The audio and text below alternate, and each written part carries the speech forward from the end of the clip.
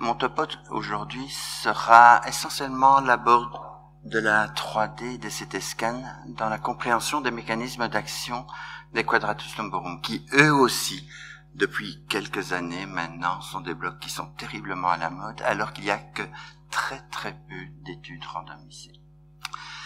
Et avant de commencer, il faut bien repositionner tout le problème, dans la mesure où jadis, où il y a encore une dizaine d'années, toute notre chirurgie était excessivement agressive et qu'un bon chirurgien était un chirurgien qui nous faisait des incisions de plus de 15-20 cm. Alors qu'actuellement, nous avons essentiellement de la chirurgie laparoscopique qui ne nécessite certainement plus de blocs majeurs, que ce soit périrachis, paravertébral, et même dans une certaine mesure de blocs périnerveux, dans la mesure où nous venons de voir que même les érecteurs spinés peuvent très très très bien fonctionner dans la chirurgie des membres supérieurs et ou inférieurs.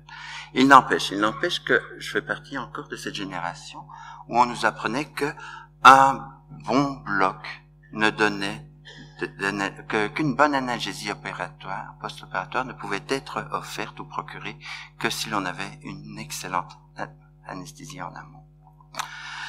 Et c'est ainsi que lorsque l'on regarde ce qu'il en est d'étapes, l'étape fonctionne, un point c'est tout. Lorsqu'on les compare à des groupes contrôle. Mais dès que l'on va un tout petit peu plus loin, on se rend compte qu'ils ne fonctionnent peut-être pas toujours aussi bien que cela. Et que s'ils sont parfaits, c'est surtout et avant tout dans le cadre d'une analgésie multimodale, dans la mesure où l'on remarque, si on offre aux patients la possibilité d'une rescue analgésia, ils continuent à consommer allègrement de la morphine. Et ces échecs relatifs, eh bien, dans des études un tout petit peu plus récentes, trouvent leur explication ici. On voit très très bien qu'il est très difficile d'avoir des analgésies parfaites avec des anesthésies au pinprick aussi segmentaires que cela. Ce qui fait que je suis un tout petit peu suspicieux lorsque je vois les pinpricks que l'on a vus dans les études précédentes qui couvrent allègrement un hémithorax de haut en bas sur l'ensemble des dermatomes.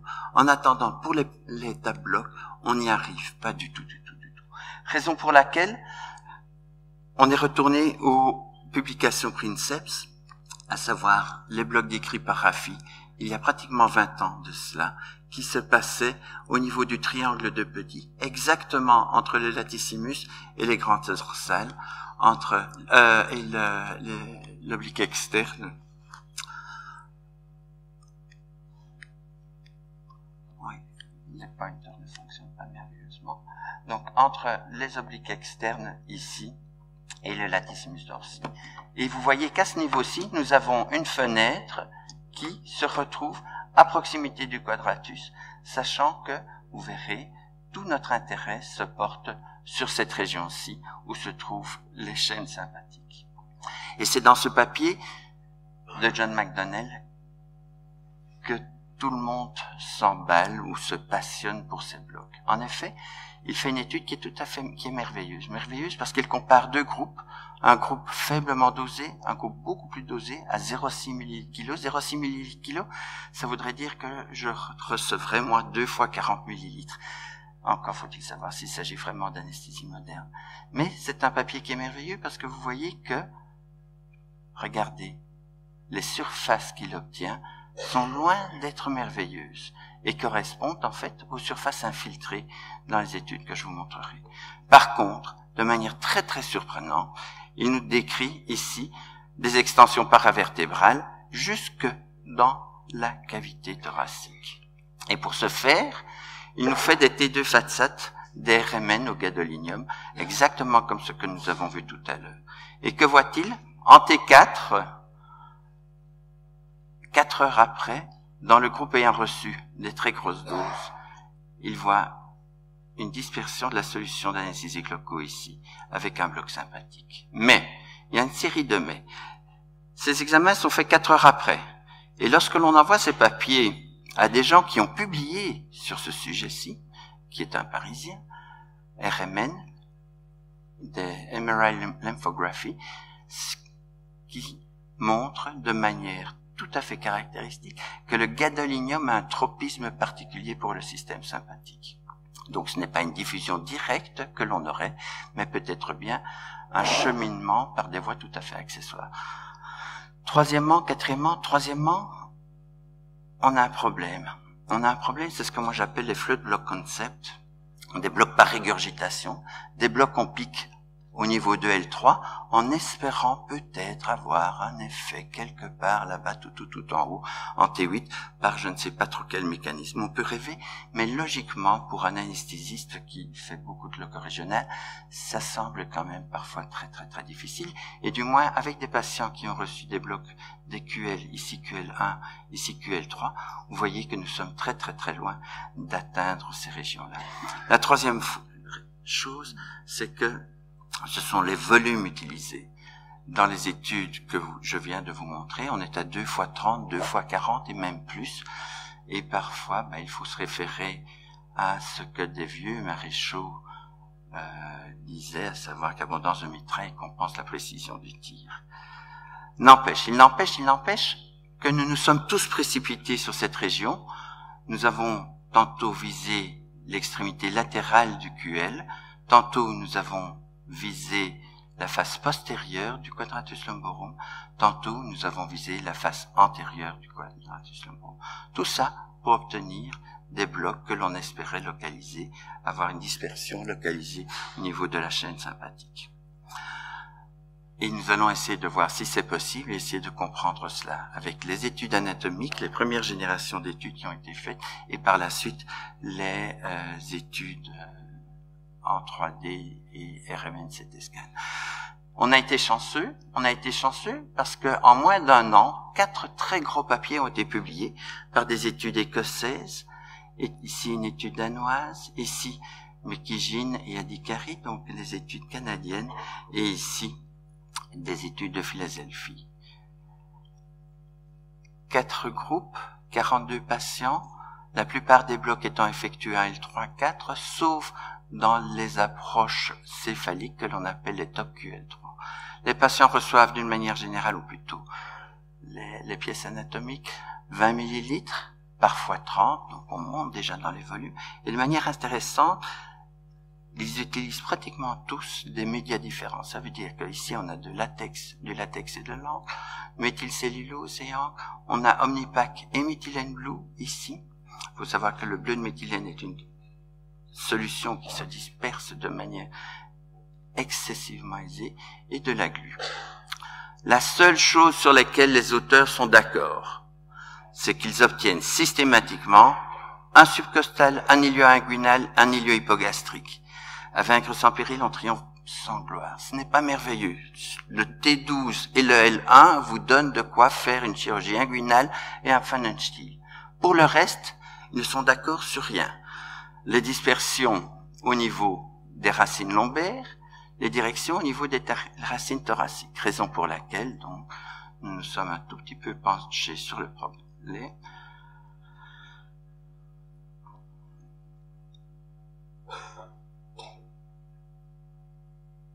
J'essaie de faire avancer les dias.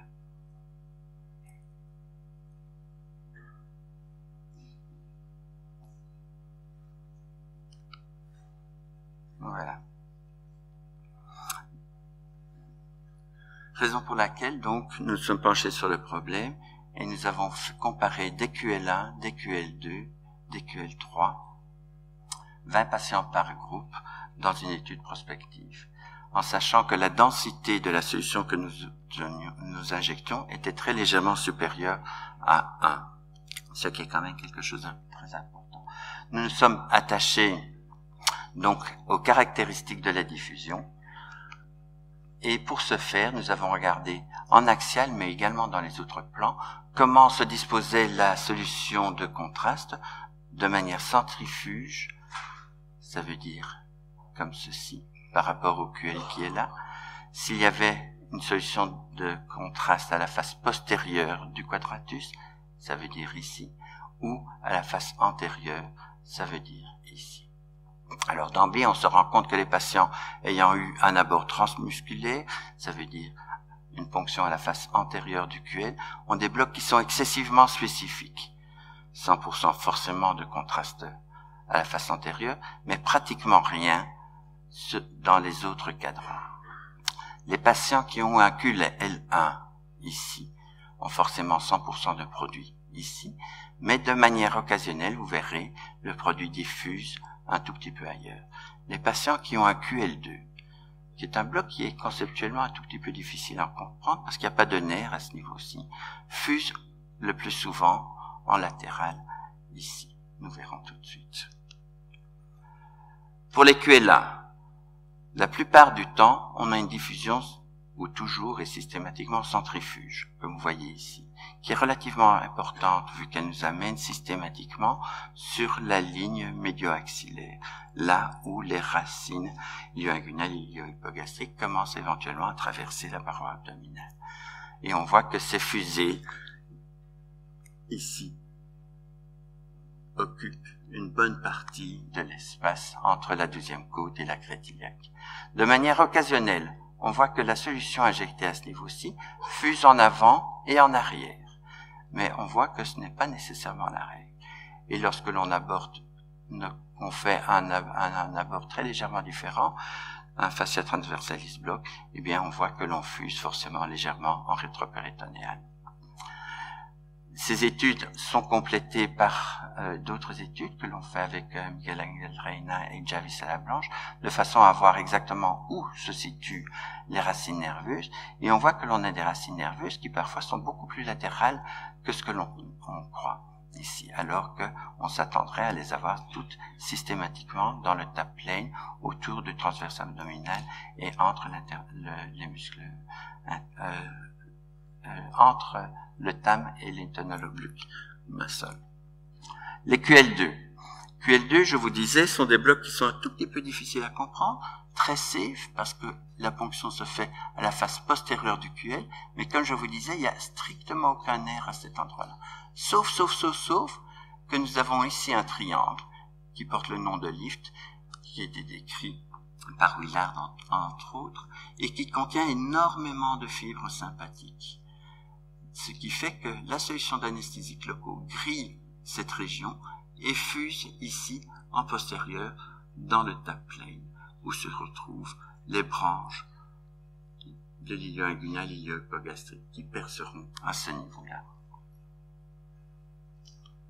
Les QL3 sont plus faciles à interpréter. Vous avez systématiquement une flaque d'anesthésiques locaux qui est là, parfois avec une petite effraction péritonéale ou rétropéritonéale à ce niveau-là, et des flaques d'anesthésiques locaux qui couvrent l'entièreté du quadratus lumborum. Tant et si bien que les racines des ilio-inguinaux, ilio-hypogastriques et subcostaux sont systématiquement entreprises. Et je vais vous le montrer ici. Vous voyez, chez un patient qui a eu une chirurgie de la colonne, nous avons un bloc qui est parfait et qui couvre toute la surface du QL. Toujours la même chose. Cette image-ci est amusante parce que nous avons ici une empreinte d'urtère avec forcément donc une excrétion par les calices et l'urètre d'urtère qui est là. Et toujours la même chose. Vous voyez que avec 20 millilitres, on a énormément de mal à fuser beaucoup plus loin. Simplement pour vous montrer que les racines sont ici, mais vous avez des racines nerveuses ici, en dedans du fascia transversalis, alors que d'autres sont localisées à ce niveau-là. Donc nous avons, une fois qu'on va un tout petit peu plus loin que les dessins anatomiques classiques, des racines nerveuses qui se dispersent beaucoup plus que ce que l'on ne croirait. Qu'en est-il des dispersions au niveau des régions lombaires? Et plus particulièrement, ce qui nous intéresse, c'est la disposition des anesthésiques locaux, comme je vous le disais tout à l'heure, près des racines lombaires, foramen et chaînes sympathiques. Il est évident que lorsque l'on injecte ici, les anesthésiques locaux n'ont qu'une seule solution, c'est passer en face des muscles intérieurs transversaires et de facto se localiser tout près des racines nerveuses. Mais voyez qu'avec des gadolinium, dont la densité est très légèrement différente de ce que l'on a avec du methylène bleu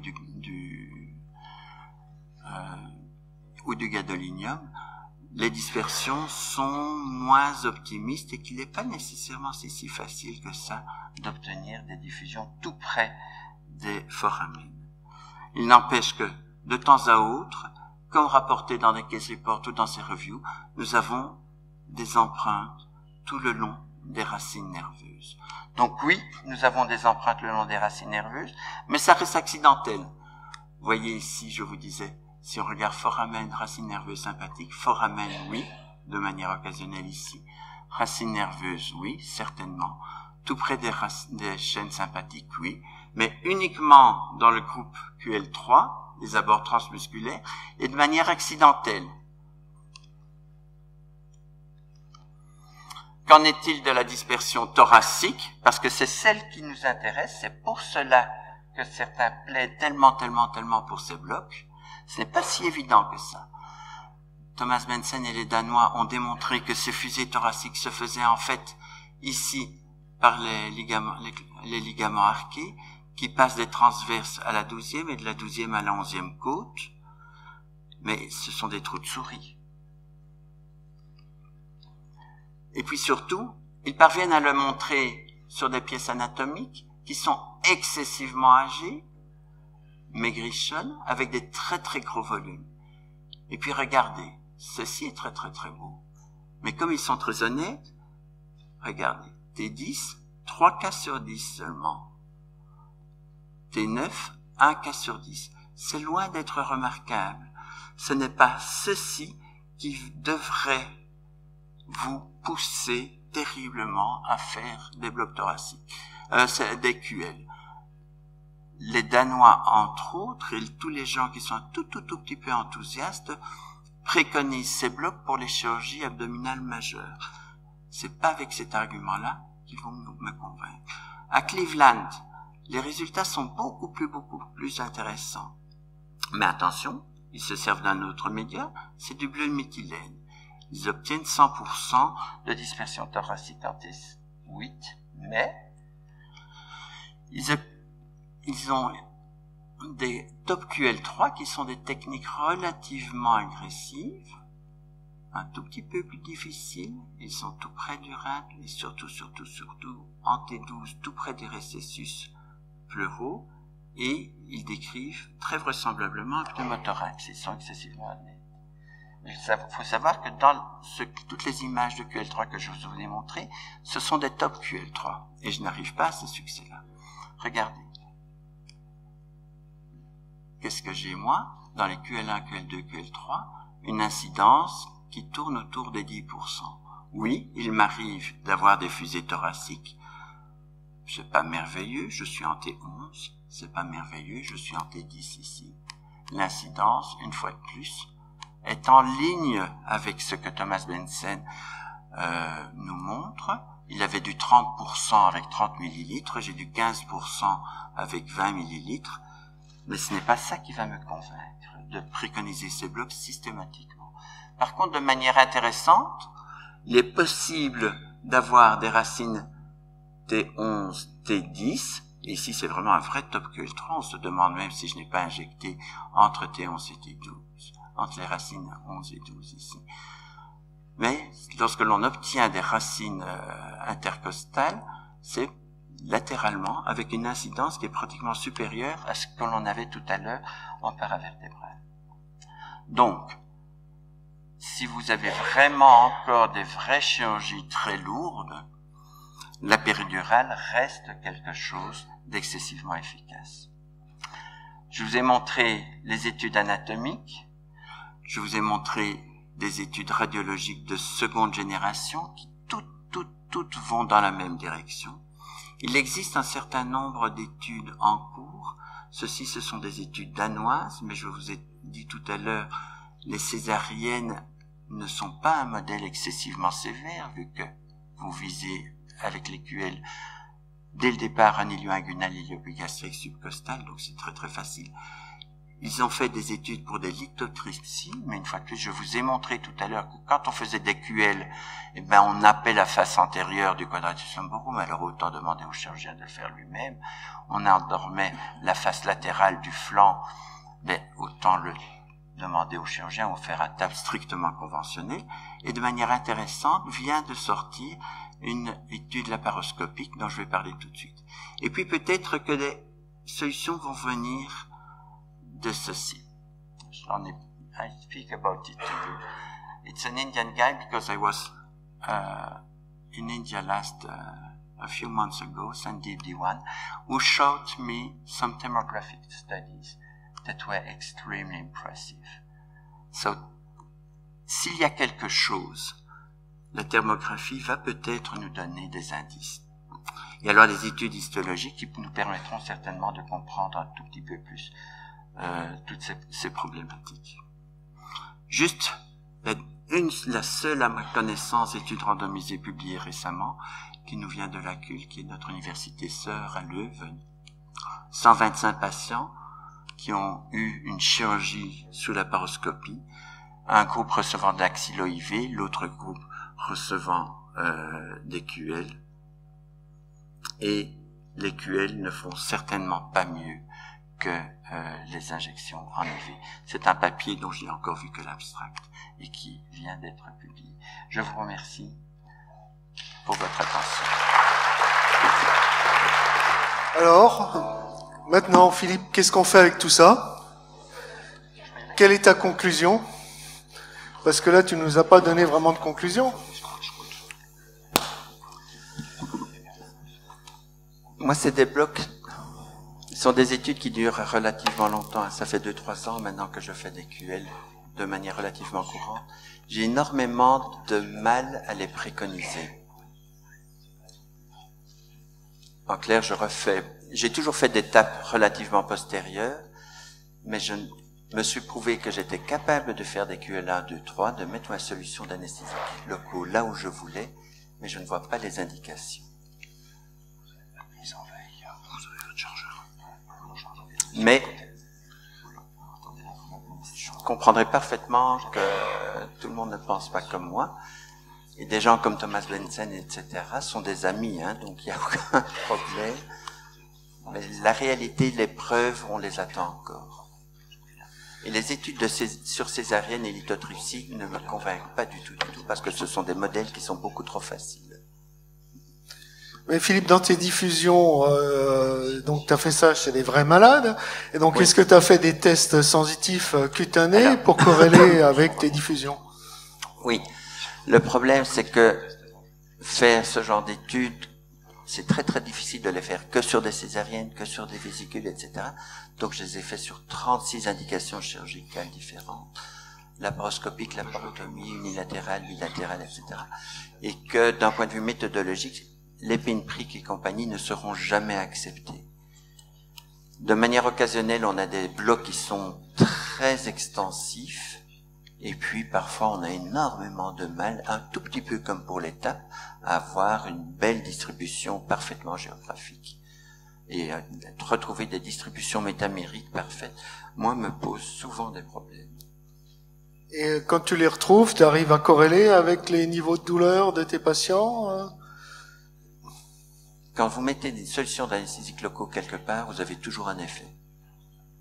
Donc oui, il y a quelque chose qui fonctionne. De là à préconiser des techniques relativement invasives, un QL3, c'est une aiguille qui est placée à... Vous êtes plus loin qu'un espace péridural, hein. Vous travaillez avec des aiguilles de 10 cm, vous êtes à 8 cm en profondeur, donc vous êtes dans des blocs relativement invasifs. Donc avant que vous posiez plein de questions à Philippe, est-ce que moi, comme anesthésiste de classe moyenne ou laborieuse, est-ce que je dois agiter mon gilet jaune et ne pas faire de QLB en pratique? Je crois honnêtement qu'on a besoin de très belles études randomisées, fiables, bien faites, avant de préconiser ça. Il y a une étude qui a été très très bien faite, qui sont les QL2 de Rafa Blanco, qui montrait que le QL2 vraisemblablement à cause du lift, ou du moins c'est l'explication qui était avancée, c'est la chaîne sympathique postérieure pouvait être supérieure au tabloc. En fait, Philippe, merci. Ouais. Excuse-moi. Merci Philippe du topo. Juste, on est dans un monde peut-être un peu différent de ce qu'on avait jusqu'à l'holoco régional avec le nerf, où on dépose près du nerf. On est dans des espaces intermusculaires, des fascias, et on est dans un autre monde en fait, et que tester un bloc comme ça, c'est impossible. Moi, je suis d'accord avec toi, c'est impossible. Mais l'efficacité analgésique, elle passe peut-être par d'autres mécanismes que le nerf en fait qu'on avait jusqu'à présent. Et probablement les fascias qui ont une richesse nerveuse, qu'on est en particulier le télife qui communique avec les muscles recteurs du rachis. Peut-être qu'on a une cohésion, si tu veux, analgésique je parle, et non pas anesthésique sur la diffusion. Je suis aussi dubitatif sur la montée proximale. Donc c'est bien ce que j'ai dit. C'était ma 3e dia. On a changé de monde. On est passé des tomies pour les puristes que nous étions vers quelque chose qui a tout à fait changé, aussi bien en chirurgie que pour nous. La deuxième chose, c'est quelque chose que j'ai bien mentionné dans l'exposé de Kijing qui est présenté. Et moi, très rapidement, il existe des chaînes sympathiques qui sont extrêmement importantes au niveau des érecteurs et qui concernent aussi bien les érecteurs spinés que le QL2 au minimum. Et donc, il y a vraisemblablement, et c'est pour ça que j'ai parlé des thermographies, si vous étudiez ça, mentionnez le nom de Sandeep Diwan. Ça me ferait plaisir, parce qu'il a peut-être ouvert une porte à ce niveau-là. Je vais simplement introduire, du point de vue de l'anatomie, 2 petites remarques.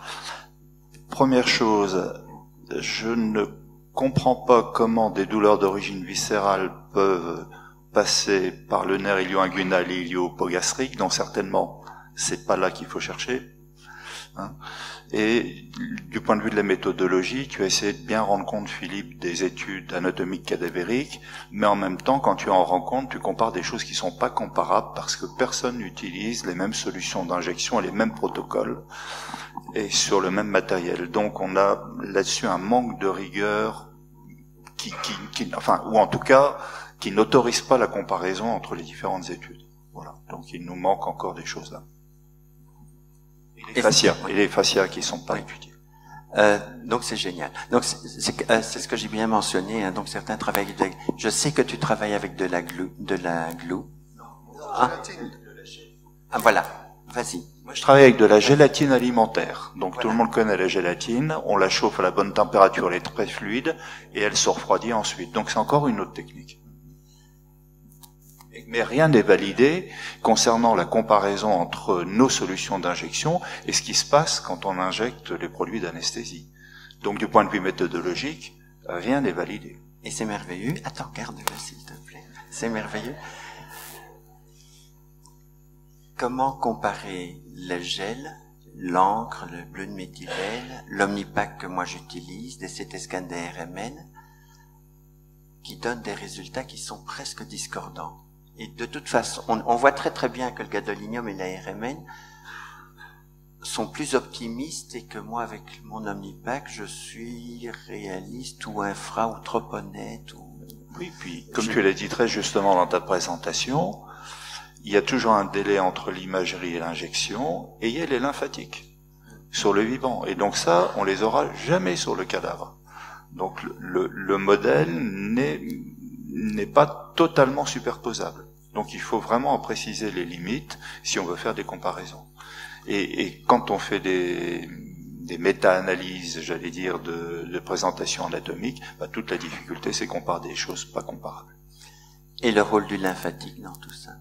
Le rôle des lymphatiques, c'est certainement en fonction du type de produit qu'on injecte. Mais le rôle du transport lymphatique dans l'analgésie sympathique? Je crois que ça reste à étudier. Moi, je voudrais rebondir un peu sur ce qu'avait dit Christophe. Quand on reprend un petit peu l'histoire de et tu l'as très bien évoqué, mais on avait eu la discussion sur l'histoire de la loco-régionale. On est parti de techniques où on infiltrait à l'endroit avec des gros volumes. On a donné le neurostimulateur, on a commencé à se rapprocher un peu plus des nerfs, puis l'échographie où on nous a donné le fusil de sniper. Et maintenant, j'ai un peu l'impression qu'on revient en arrière en disant, voilà, on perd des espaces, donc on va injecter, on va voir ce qui se passe. et on a l'impression effectivement que c'est mieux. Mais je me demande si tout simplement on n'est pas en train de mesurer ce qu'avait évoqué précédemment Chin sur le fait que la chirurgie a progressé. C'est toi qui l'avais dit d'ailleurs. Que la chirurgie a progressé, qu'on a des techniques d'analgésie encore plus efficaces, et je me demande si c'est pas tout simplement ça qu'on mesure avec un espèce d'effet loupe, plutôt que de partir sur ces techniques. Là, et je suis très content de ton topo, mais on en avait déjà parlé avant.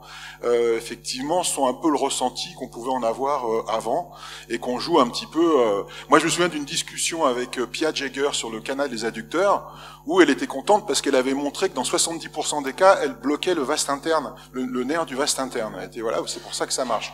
Mais moi, quand je fais un bloc, c'est pas 70%, c'est 95% qui m'intéresse.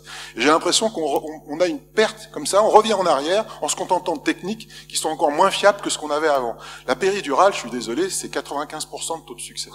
Donc on est bien nous là, et je trouve un peu qu'avec toutes ces nouvelles techniques, on fasse un petit peu une marche en arrière.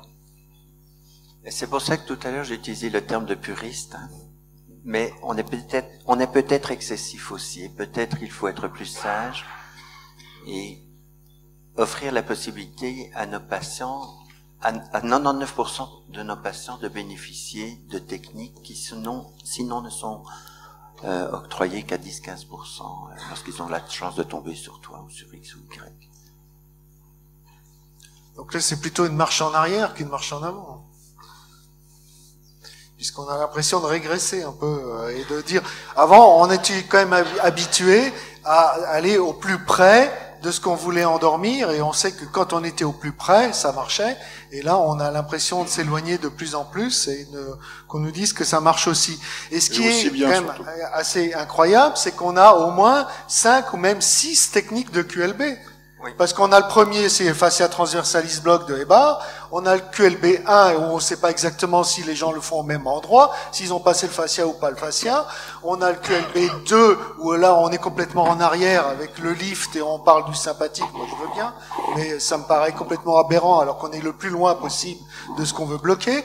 On a le transmusculaire qu'on appelle le QLB3, faussement appelé. Et puis, on a l'intramusculaire des Japonais qui injectent directement dans le carré des lombes. Et puis après, on a encore le top QLB, parce qu'on essaie de remonter pour que ça passe au niveau du ligament arqué, au niveau du thorax.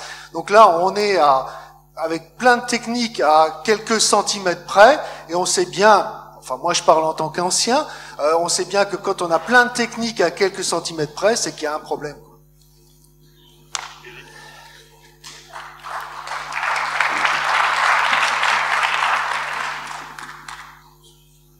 Alors, j'ai pas voulu casser l'ambiance. Vous voulez, vous avez quelques questions à poser, j'espère. Ou Philippe, quel est ton sentiment? Parce que moi, je dis, Paul. Paul va nous poser une question. Merci pour ces images, mais la vraie question, c'est de savoir à quoi servent ces blocs. Je prends en pratique, on n'arrive pas à savoir à quoi ça sert. Et deuxièmement, dans les images que tu as montrées, si on s'intéresse uniquement au QLB3, il y a différentes approches, différentes façons de le faire. Une partie, c'est quand même ce qui avait été décrit en 1970 par Cheyenne, qui est le bloc du compartiment psoas. Et les images que tu montres, où il y a une diffusion au niveau du iliopsoas, c'est totalement un bloc du plexus lombaire comme on le faisait il y a 30 ans. Donc, c'est pas une diffusion, c'est probablement que l'aiguille est mal placée. Elle n'est pas au bon endroit, l'aiguille. Donc, il est assez difficile, au plan anatomique, de discuter, comme le dit Denis, sur des millimètres carrés. La vraie question qu'on attend, nous, c'est à quoi servent ces blocs. Je pense qu'on peut utiliser du QLB1 dans la chirurgie de la fracture du col du fémur. C'est une technique qui marche relativement bien. Les autres, moi, je ne sais pas à quoi ça sert. Une fois qu'on aura... Si ces blocs servaient à quelque chose, on peut continuer à chercher où ça va aller, mais pour l'instant, on ne sait pas à quoi servent ces blocs dans la réalité, à part le QLB1. Moi, je m'en sers pour la fracture du col du fémur, c'est un bloc extrêmement efficace pour l'analgésie péri- et post-opératoire. Le plexus lombaire, je sais le faire à l'ancienne et ça marche très bien. QLB3, je sais pas à quoi ça sert. Mais tu as tout à fait raison.